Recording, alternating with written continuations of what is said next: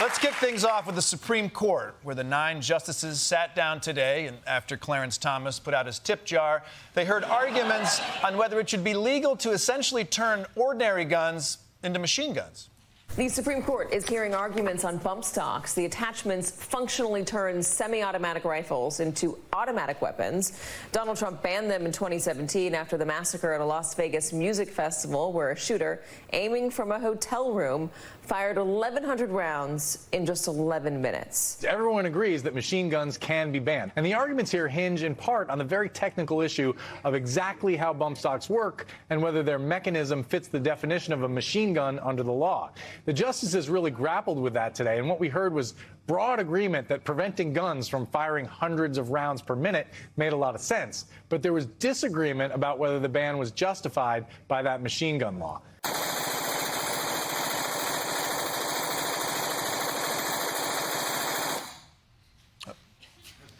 Hold on. The Supreme Court is trying to decide if that gun is a machine gun. Look, I'm not a machine gun expert, but if a gun makes you go, that's a machine gun. The court spent all day throwing around very technical questions about trigger functions versus trigger pulls to determine what a machine gun is, but I'd like to suggest we approach this case with my new legal theory. It's called looking at something with your f***ing eyes. For instance, if a gun can fire... If a gun can fire 5,000 rounds a second, you can debate firing mechanisms, or you can look with your f***ing eyes and see that it's a machine gun. Are the shells flying out of the gun at a machine gun rate? Look with your f***ing eyes. It's a machine gun. And this doesn't just stop with guns. My legal theory can be applied to all sorts of issues, like IVF. Okay, you could debate viability or conception, or you could just look with your f***ing eyes and see if this is a cluster of cells in a petri dish, not a person, okay? Do I have to take this petri dish to the playground and give it snacks all day? No, then it's not a person. I've seen sourdough starters more alive than that. But no, the conservatives are saying it's not about how it looks. There's a very specific trigger mechanism, blah, blah, blah. They have the same approach to guns that snobby liberals do to wine. Unless it comes from the machine gun region of France, it's only a sparkling rifle. Look, I don't even blame gun nuts. I blame the forefathers. They should have been clearer. The Second Amendment is only 27 words. You'd think they'd put a bit more detail into the amendment that gives killing power to everybody. Didn't they just? But no, they just did 27 words. Even the amendment that gives women the right to vote is 39 words. Okay? That could have been 3. Women be voting. Done. All right? But, yeah. Let's move on to a country that doesn't have gun problems. Scotland. Don't get me wrong. They have equally big problems of their own. Now to furious parents in Scotland who thought they had scored a golden ticket to an amazing Willy Wonka experience, but instead wound up with something closer to the Fire Festival. A new event in Glasgow, Willy's Chocolate Experience. AI-generated images promising a whimsical day for kids, with an enchanting garden, live performances, and character appearances, including Oompa Loompas. All for about $45. Instead, a near-empty warehouse, a bouncy castle with wooden tables set up, some janky props of candy, reports of kids crying. You paid money. There's children here. One actor who played Willy Wonka and described the event as a place where dreams went to die.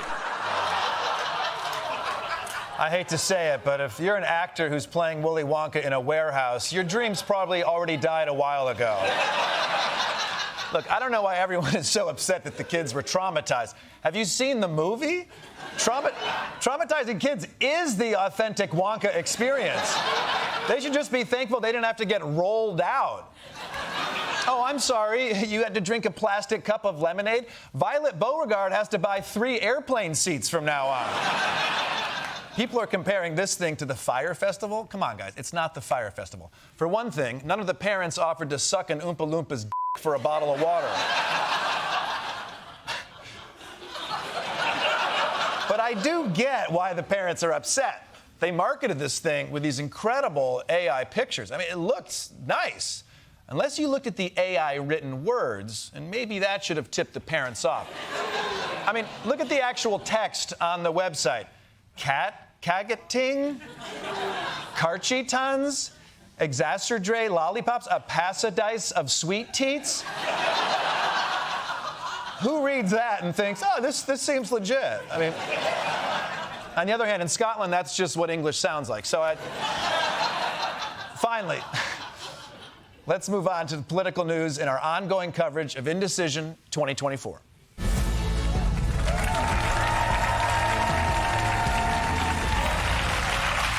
Yesterday, my home state of Michigan held primary elections, but the big story was who Democrats didn't vote for.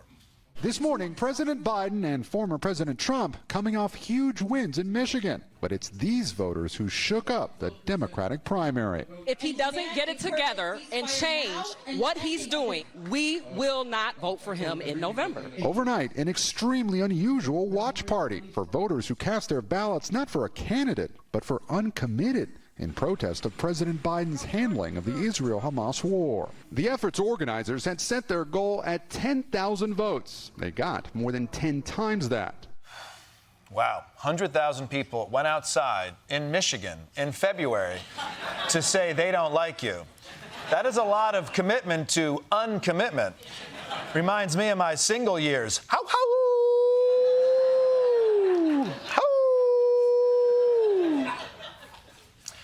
Anyways, it's horrible what's happening in the Middle East. And ceasefire supporters are sending Joe Biden a strong message that if he doesn't push for an end to the war, they won't vote for him. And I'm glad they're making their voices heard. This is how you get attention of politicians. You threaten to kick them out of office if they don't listen to you. Of course, in this particular situation, the guy who would take his place is Trump. Not only is he not sympathetic to your cause, he said he's going to add Gazans to the Muslim ban. It's like convincing your sister to break up with that guy who's no good for her, and then the next Christmas she shows up with Pennywise, you know? He's got kids in the sewer. That's a red flag, sis. For more on the Michigan primary, let's go live to the state capitol with our own Jordan Klepper. Jordan.